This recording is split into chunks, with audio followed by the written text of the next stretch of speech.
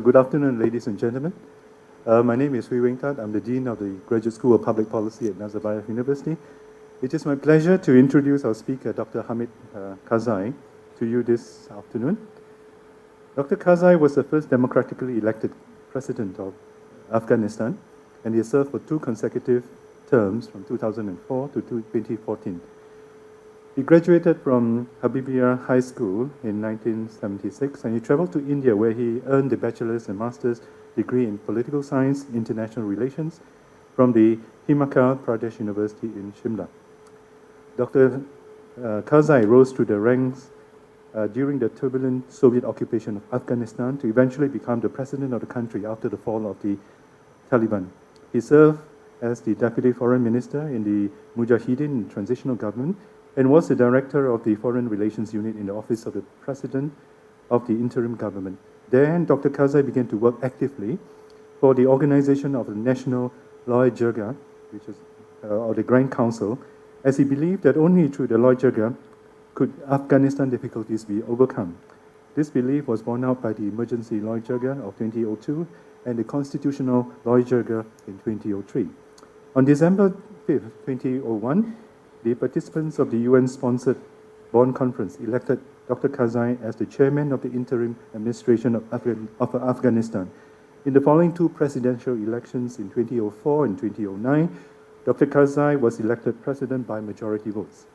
Dr. Karzai is fluent in several languages, including Pashto, Persian, Hindi, French, and English. He enjoys riding horses and studying philosophy.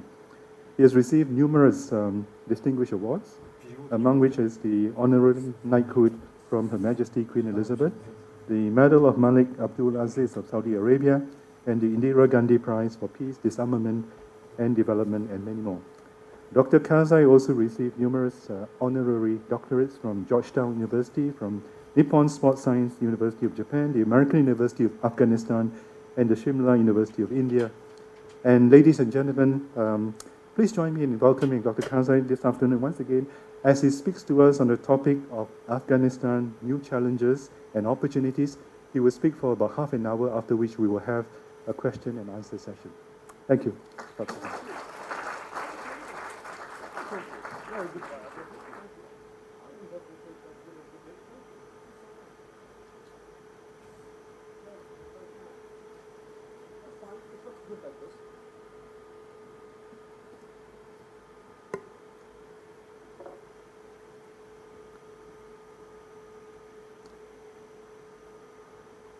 Honorable Dean Hui Weng Tat, the interim president of the university, students, faculty, most important of all, again, students. When I learned I was coming to this lovely country, Kazakhstan, our neighbor, your country, I was thrilled, as always, to be here. This is not my first visit. This is probably my 6th or 7th visit. I've been here visiting since 2002. I've been to Almaty and I've been to Astana. I hope I can be in many more places as well. But I have seen how your country has developed since 2002, the achievements, the stability, and how that was done is something that I'll come to later. But now, I'm here for the Euro-Asian Media Forum. We did the 2 sessions this morning, in which I spoke from the perspective of a citizen of Afghanistan, not only about the problems that our region faces, Afghanistan faces, the world faces, but also, more importantly, with regard to Kazakhstan, of Kazakhstan's assistance to Afghanistan. President Nazarbayev has been a sincere friend of Afghanistan. contributing immensely to, especially for this occasion, especially for this audience of young students, contributing especially to the education of the Afghan youth. Some of you may not know, some of you may know, President Nazarbayev has given the Afghan youth in the past 14 years nearly 1,000 scholarships. Most of those students are in Almaty, a great many of them also in medical sciences, 180 of them. For a country like ours, Afghanistan, that has suffered for so long, especially for the deprivation in education that was imposed on us, President Nazarbayev's allocation of 1,000 scholarships to us goes a great way. So I would thank you, students, so you know what you've done for the youngsters of Afghanistan. I did this morning as well with Madam Darega Nazarbayeva, who is the chairperson of the organizing committee of the conference. On Afghanistan, one wonders always where to start, Honorable Dean. Should I start from thousands of years ago, from our civilization, from our history, from all that we experience, our culture, or should I start from more recent times, 30 years ago? Since we all shared the 1,000 years of history together, I need not remind you. It's the same. It's almost the same food, the same culture, the same celebrations. So let's go to the past 30 years. Afghanistan's troubles began when the former Soviet Union, a friend of Afghanistan, made a mistake of invading Afghanistan, of trying to superimpose communism on the Afghan people, on a deeply believing Muslim country, but a moderate country.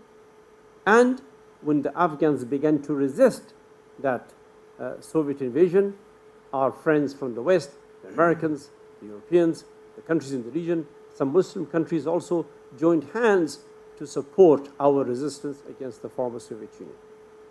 Now, here is when things went wrong. The Soviet Union was trying to impose communism on the Afghan people as a way of life. As we began to resist it, our American friends and the other allies in the region, in Pakistan, they began to impose religious extremism on us.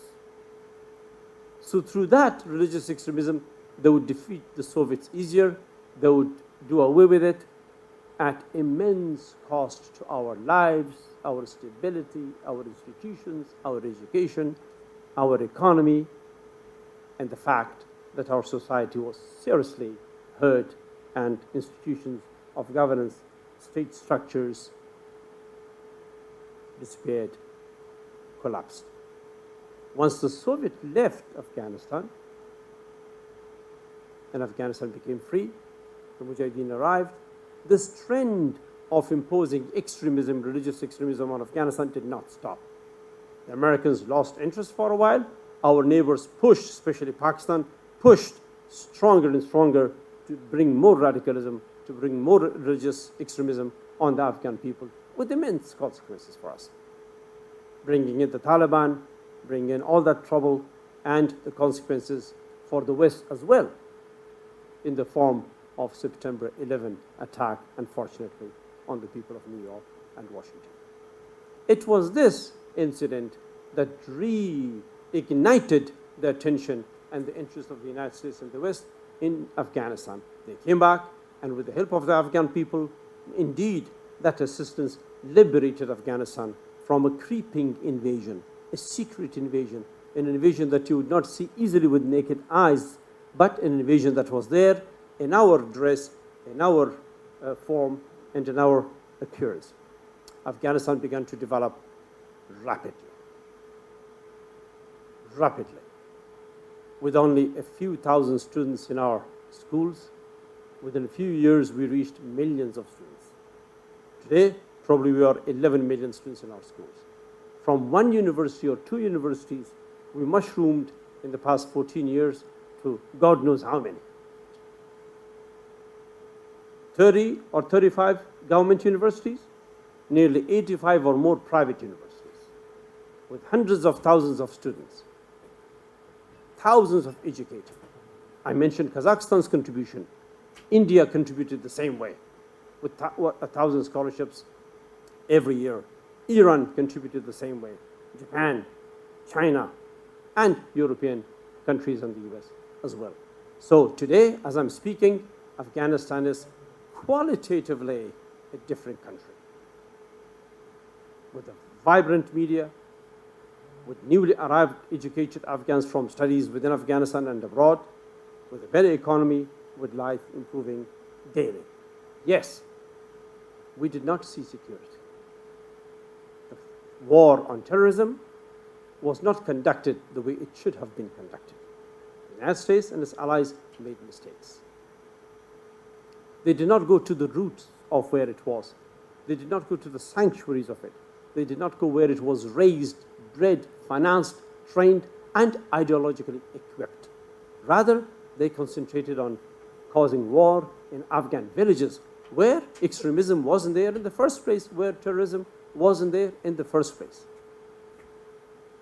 Today, 14 years on, neither is Afghanistan secure, nor is Pakistan secure because of its own policies, nor is the region secure, nor is Europe anymore secure. You saw Paris, you saw Brussels, the mayhem there.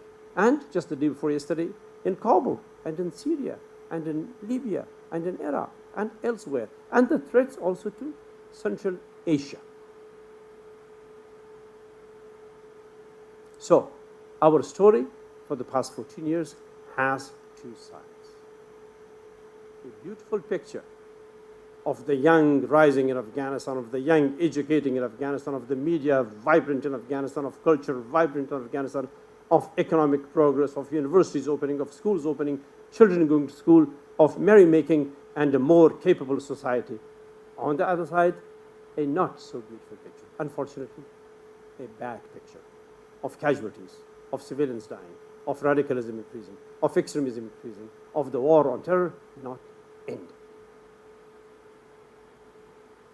For the good things that has happened in Afghanistan, we're very grateful to our allies, from America to China, to Japan, to Kazakhstan, to India, to Iran, to all those countries that helped. For the lack of progress on terrorism, for the failure there to fight terrorism effectively, well, let's take some blame on us and the rest on our allies. And I hope that as we move forward, the corrections that are necessary will be made. For any society, and from the point of view of my experience in Afghanistan and that of my colleagues, we adopted a democratic system of government, one modeled on the US Constitution, a presidential system, 2 terms limitation, with the parliament, with democratic elections, with institution building. We did very well. We conducted our elections, though our elections were always accused of being rigged, being bad, being faulty, but we did it. We did our best we could. Here is my most important remark, especially addressed to you, the youth of Kazakhstan. Had we, the Afghan people, been in charge wholly, entirely of our democratic process, it would have not had those mistakes or difficulties.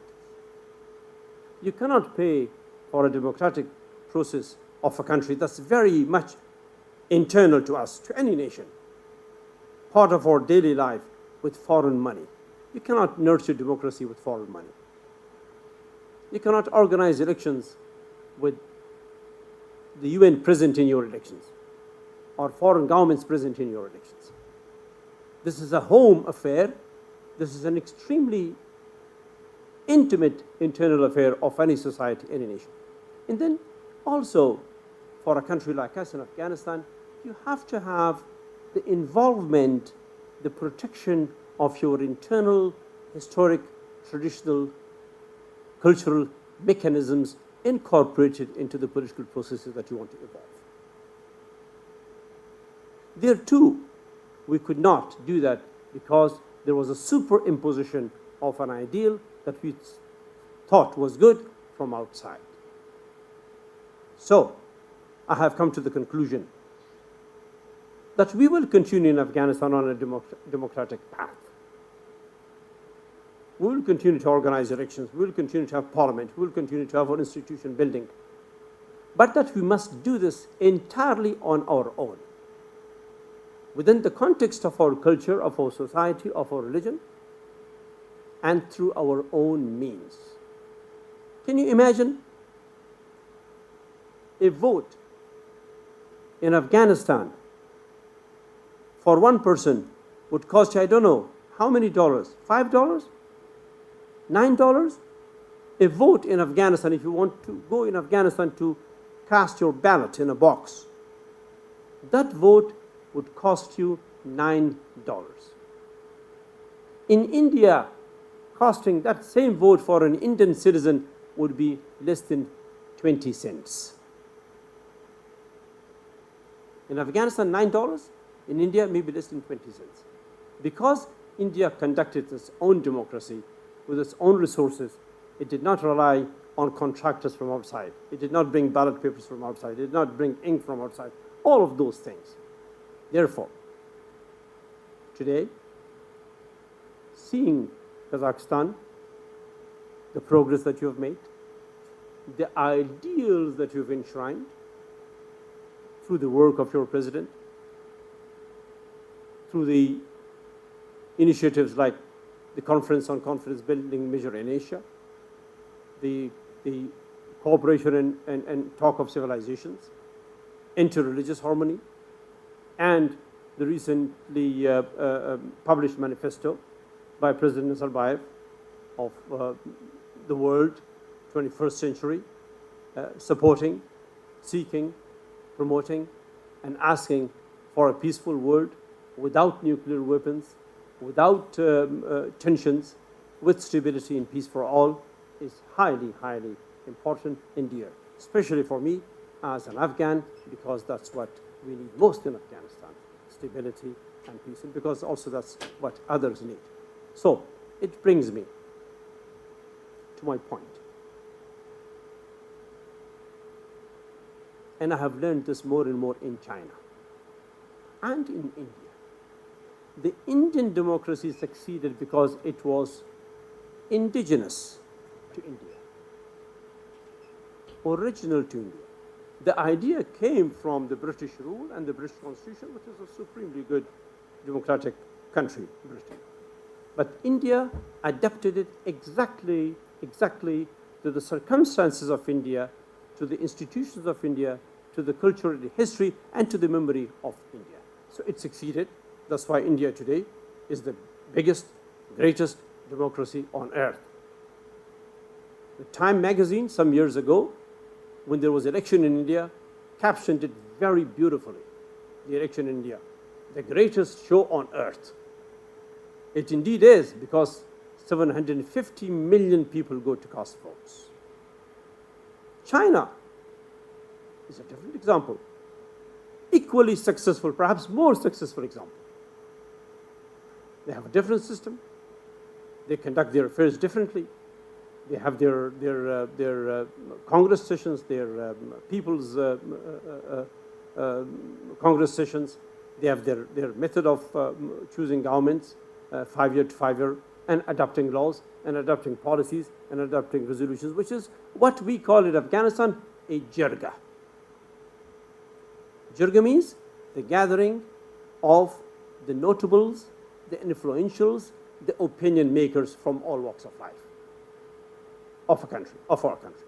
The clergy, the political class, the elite, professors, teachers, traders, businessmen, all of that put together makes the jirga.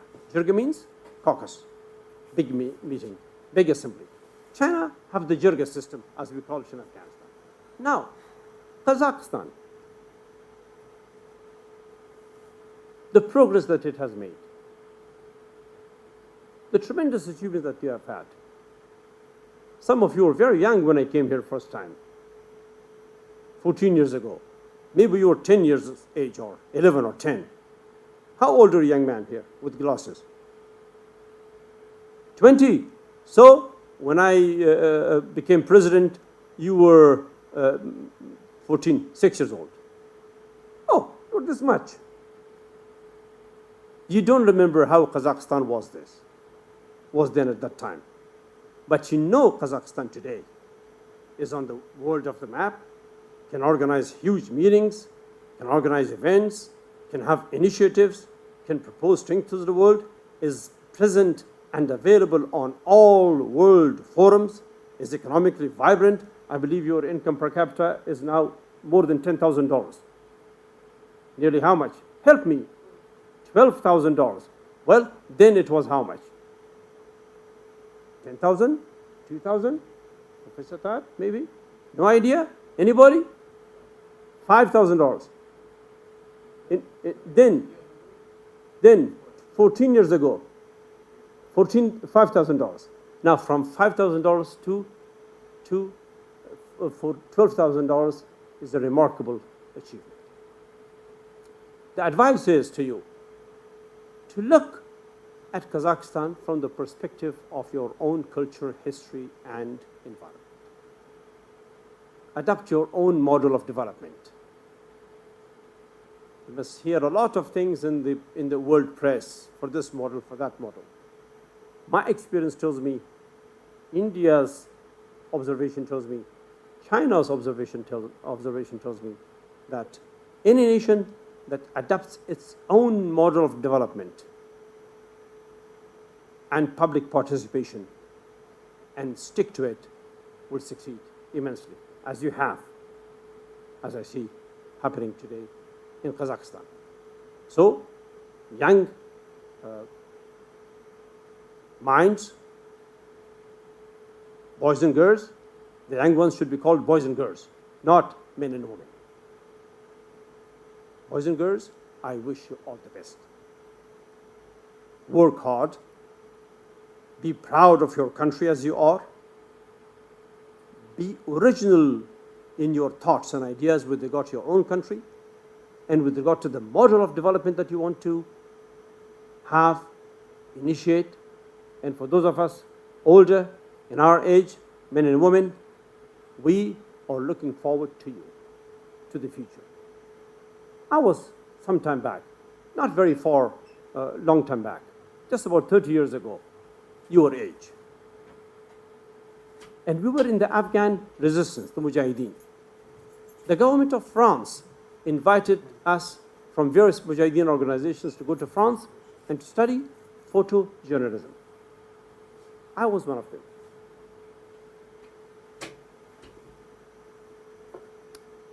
And I went there together with my other colleagues. Then I was perhaps 25 years of age. When we arrived in Paris in the morning, straight from the airport, we were taken to have breakfast, and then we were taken to the French Foreign Ministry, Quai d'Orsay. They call it Quai d'Orsay, the French Foreign Ministry. There, in a beautiful hall, a very smartly dressed French diplomat came, and we stood in line, and he told us, welcome to France. You'll be here for 3 months to study photojournalism in one of the elite schools of France. And we remember, young men, he said, that soon the country's responsibility in Afghanistan will be on your shoulders. So as we came out, someone who was with us in that group, an Afghan, told me, how come? How will be responsibilities on our shoulders in a few years' time? Look at our country. It's invaded by a foreign power. Other foreign powers are there helping us and also intervening. I don't think we will ever see that day. I kind of agreed with him, but we were very wrong. This was the year 1985 or 86. By 1992, as we created the Mujahideen government in Kabul, I was already deputy foreign minister of the country. Within 7 years, I was 32. And 10 years after that, by 42, I was the president of Afghanistan. The same will happen to you. Some of you will be ministers. Some of you will be deans of faculties, a great job. Some of you will be professors. Some of you will be engineers, doctors, leaders in your own ways, in your own professions. Teachers, academics, musicians. In other words, in all walks of life, responsibility will fall on your shoulders. So when you prepare for it better, you will handle it better. Therefore, study hard, work hard, be good doctors, good engineers, and be good leaders of this lovely country of yours, Kazakhstan. Thank you.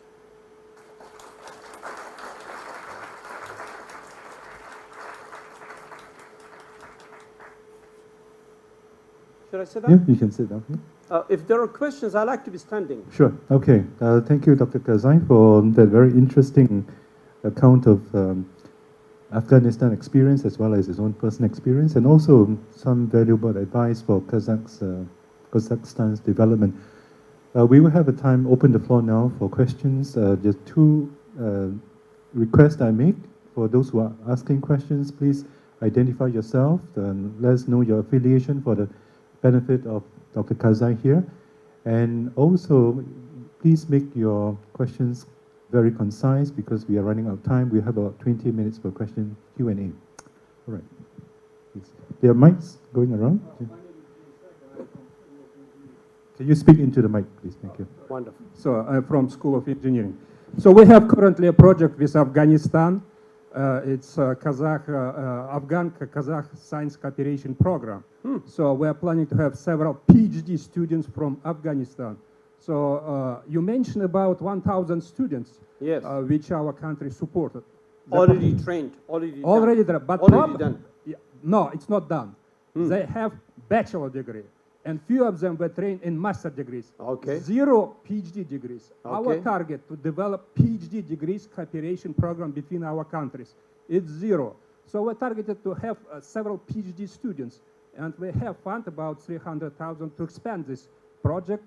And will it be possible to involve you as our advisor in this project? Can you be our advisor? I'll be Because- humbled. That's I'll be great. honored. Yeah, the problem what we have mostly men from Afghanistan, Yes. 0 women. So we're target to find some women who have bachelor, master degree for our PhD program. I- We need your help to do this When stuff. I was here in 2004 or 5, there were Afghan women in Almaty. I saw they were studying. Maybe, Here. but in the engineering, we don't have. Well, need to let's encourage Afghan girls to Yeah. to study engineering. We have We'll association do that. because women for engineering. We will definitely do that. Yeah, we need your help. Yeah, thank you very much. I will definitely be available, and it's an honor. And I'll be in touch with you as I get home through our ambassador, Mr. Baraki. Thank you. Good suggestion. Good suggestion. Next question? Yes. Okay. Yeah. Here, that young man is also asking this question. Don't forget that. Аманулло Хайруллоев, телерадиокомпания «Азия Плюс», город Душанбе, Таджикистан. У меня вопрос как к нашим соседям. Oh, В связи с последними событиями, которые происходят на границе с Таджикистаном, это объявление талибами очередное весеннее нападение, то трагическое событие, которое произошло в Кабуле, теракт, который унес много жизней, много пострадавших. У меня 2 вопроса. Первый. Талибан представляет угрозу для Центральной Азии? Это первый вопрос. И вы сегодня сказали, что, ну, не дословно, ИГИЛ – это привнесенная в Афганистан структура. Каким вы видите будущее ИГИЛ? Оно будет иметь поддержку или все-таки этот вопрос будет решен в ближайшее время? Tarjuma make on us. Yeah. I am a student at Nazarbayev University Graduate School of Public Policy. I No, want to you translate. You translating I'm for going him. Please to do. translate. The Farsi savol mikeli, Farsi job to me. Khair bosh. Khair bosh. Now you translate it. Tarjuma ko. با سلام آقای دکتر، خسته نباشین. ما چند تا خبرنگار از تاجیکستان هستیم و خوشحال شدیم شما رو اینجا میبینیم. بعدا هم میخواستیم با شما صحبت کنیم ولی سر فرصت اینجا همکارا 2 سوال داشتن. یکی در مورد اون که خطر طالبان و اون هجوم‌های بهاریه که طالبان گفتن. ما الان میدونیم که در مرز ما این سر درگیری هم داریم. در مورد هجوم بهاری طالبان به کشورهای مثلا آسیای مرکزی و از آن جمله به تاجیکستان و دیگر کشورها و در مورد دولت اسلامی نظر شما چیه؟ مثلا دولت اسلامی خطر که امروز داره به کشورهای خود ما، خود کشورهای اسلامی، کشورهای منطقه هستن، خطر اکستریمیسم و تروریسم اینو چجوری میشه ریشه کن کرد؟ خیلی ممنون. ببخشید. جوابتان با فارسی بتون یا به انگلیسی که کلی بفهمن؟ In English? Can we have I think I should speak English, speak in English English for the please, benefit of for the benefit of all the audience here, translation. right? ولی Thank you very فارسی much. بعدا شما رو باید ثبت کنیم. حتما بخیر. باش. Well, let me translate the question in English. It was on the Taliban and the Islamic State Daesh and the fighting and the insecurity and terrorism and the fear that they may be crossing over to Central Asia. It has 2 parts. The Taliban, for all the violence that they've conducted in Afghanistan, those who are Afghans are part of the Afghan society.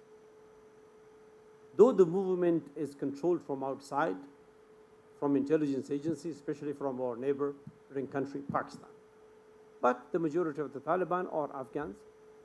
So eventually we have to sit down and talk to them. We have to find a peaceful way for resolving this difficulty. As much foreign intervention as there may be, we need to find a way out, either with those who are backing them from outside or with the Taliban themselves if they show independence and begin to recognize that they are hurting their own country, their own people, and that they shouldn't do that anymore. Daesh, or the Islamic State, is entirely foreign to Afghanistan. It's not ours. It is entirely a foreign project, the project of powers with purposes and objectives in our part of the world, from Syria to Afghanistan to Central Asia. Therefore, it is the responsibility of all of us, Kazakhstan, Afghanistan, Russia, China, India, Iran, Tajikistan, Uzbekistan, Turkmenistan, everybody to join hands to defeat it and defeat it soon, ideologically and instrumentally as well. درست شد؟ بازپسان براتون ترجمه میکنم. Yes, young man. Hello, my name is Alsher, and I wanted to ask a question. How do you assess the issue with women's rights in Afghanistan, and how do you think if the women's had more rights, would the Afghanistan be more developed?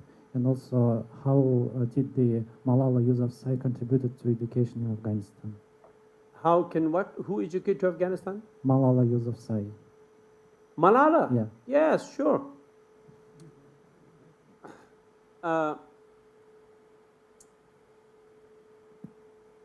Afghan women have a history. The liberation of women in Afghanistan began in the 1920s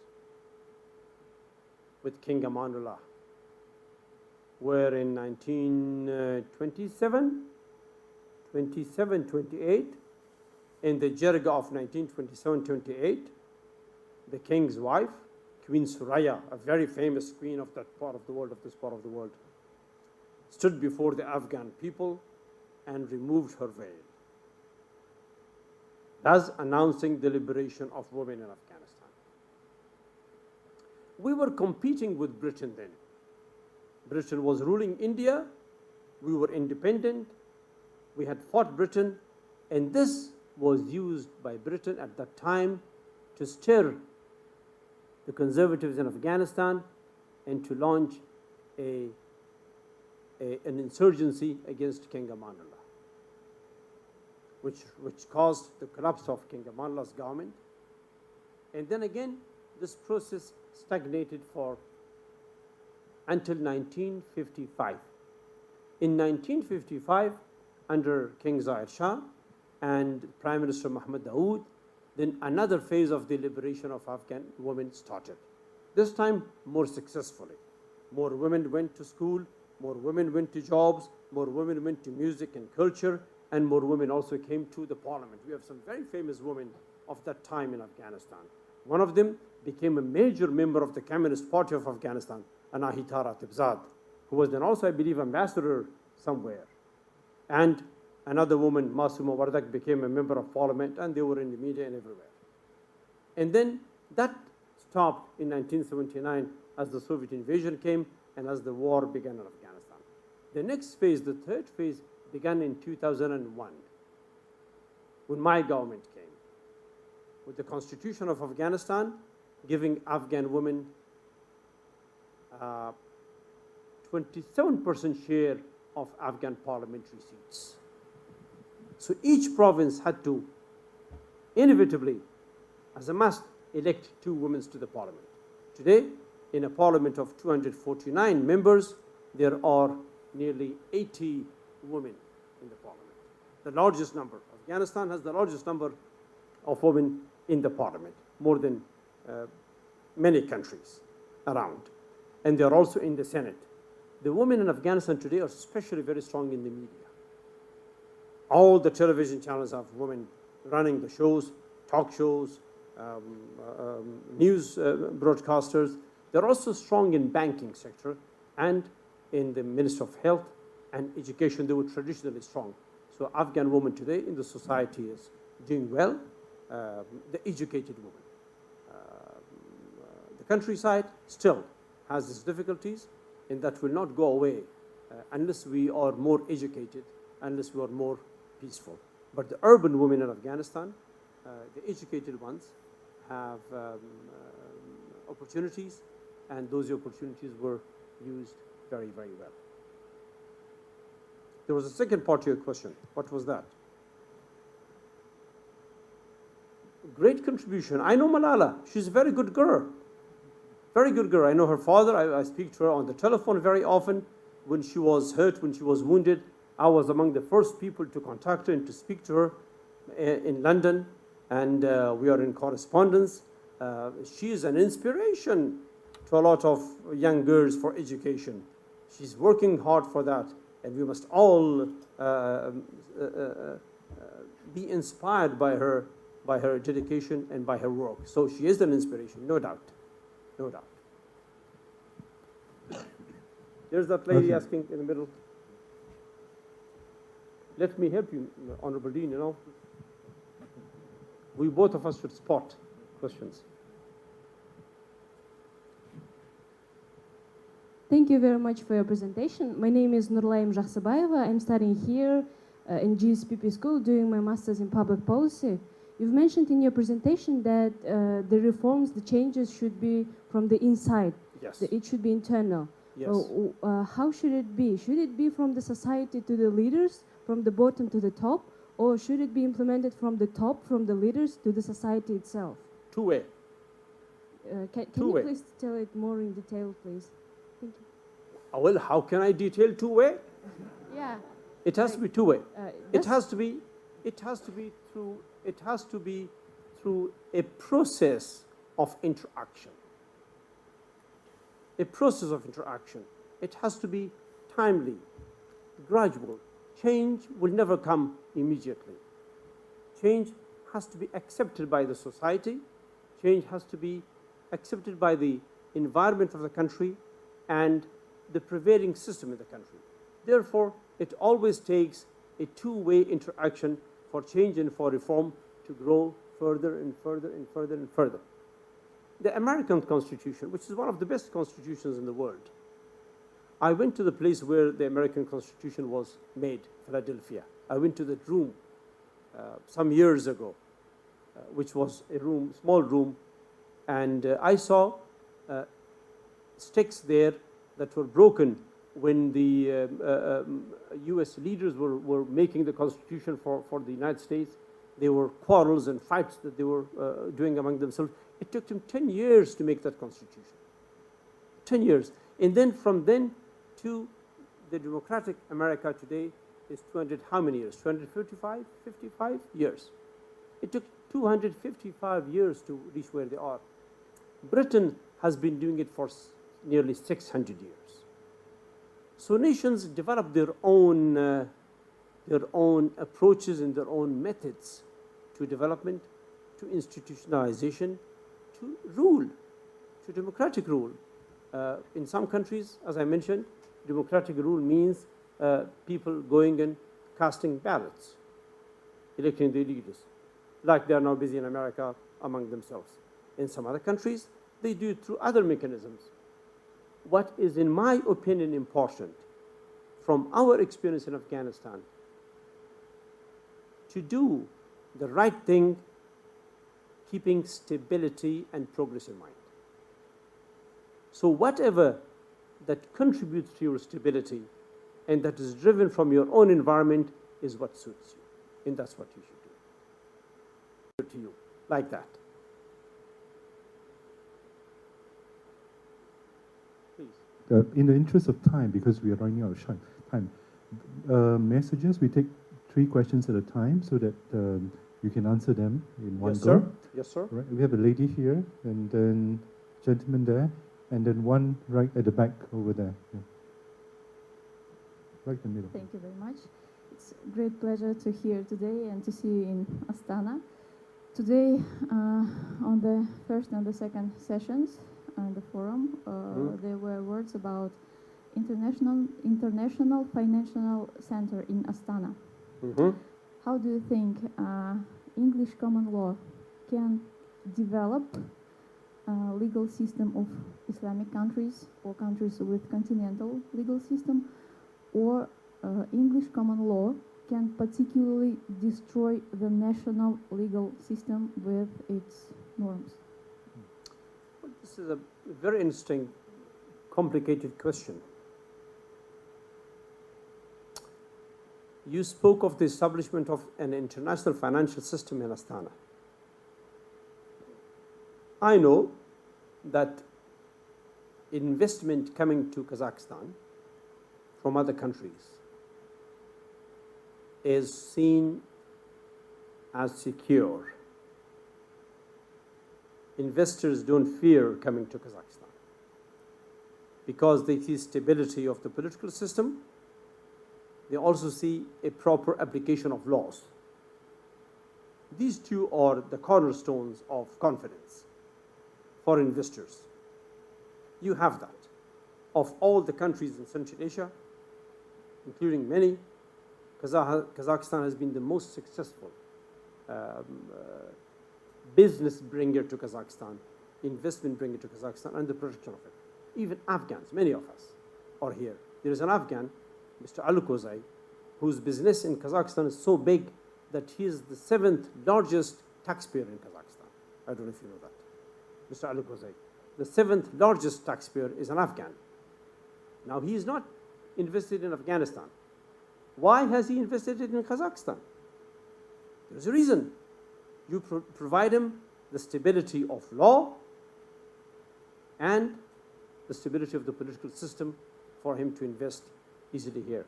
Therefore, whether you go to the English common law or to the French law, French also have some very good system of laws. The Afghan law is driven by the French law. The common law system of ours is derived from the French law.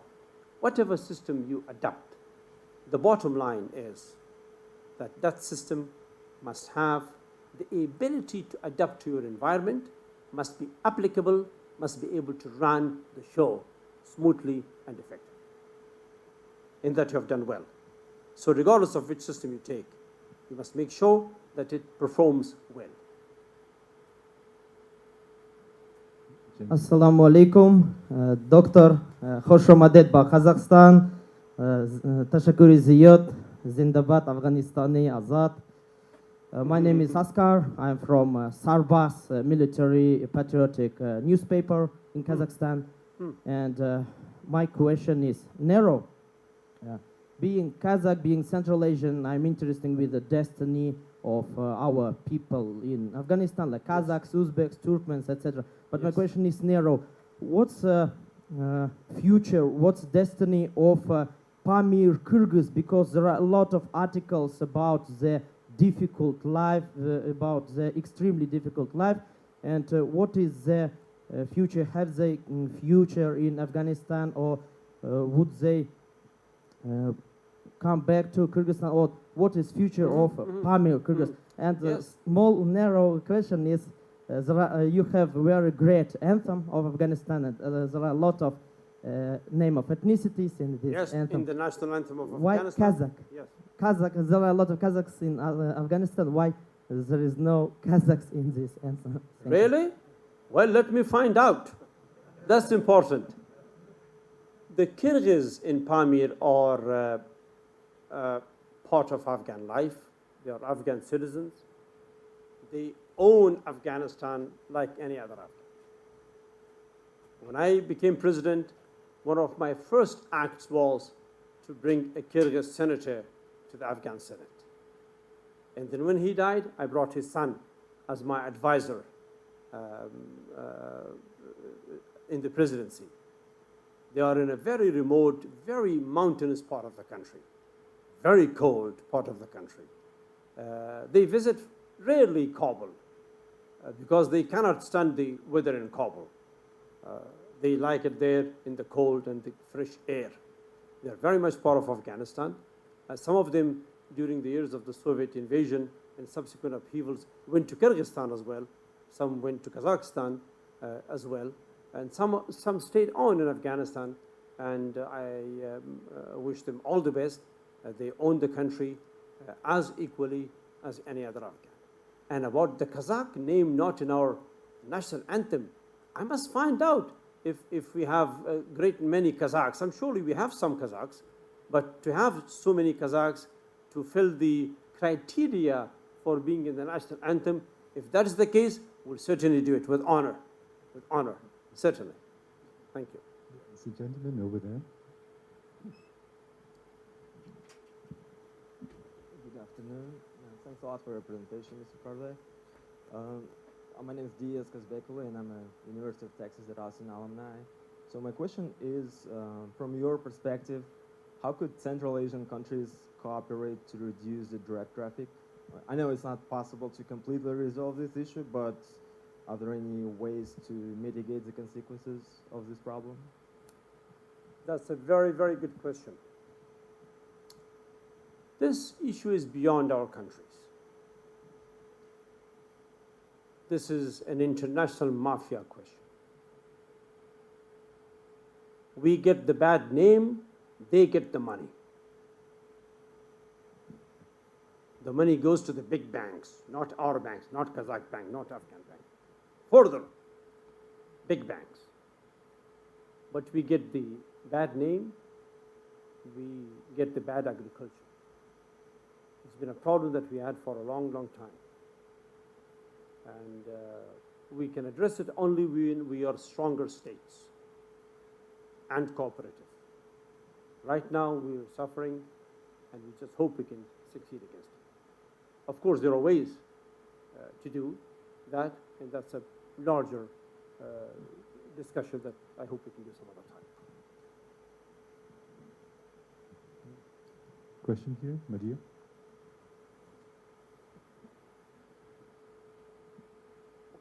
Your Excellency, thank you for your presentation. As I myself can recall, I witnessed the media cast when you were elected democratically first president of Afghanistan, and it's an honor to have you today in our university. I am from the school that my dean is here, president, studying public policy at Nazarbayev University. Yes. And would you please share with us, with the audience, the success story of the Afghan people who has been one of the few nations in the world that never been colonized? Yes, yes. You're the only country maybe in the world that never been colonized by other external powers. Never allowed it. Never allowed it. Never. So how you managed it? We fought them. Okay. Simple. But We there are fought them. big populated nations like China, India, who have been colonized for centuries. But your nation never been colonized ever. You see, if you compare us with India, now India did not fight the British rule initially. They began to fight it a century later. We fought them right there immediately. We threw them out. Now, it's good, we are proud of that we have done that. But we have also suffered for it. We also got damaged for it. We are backward today.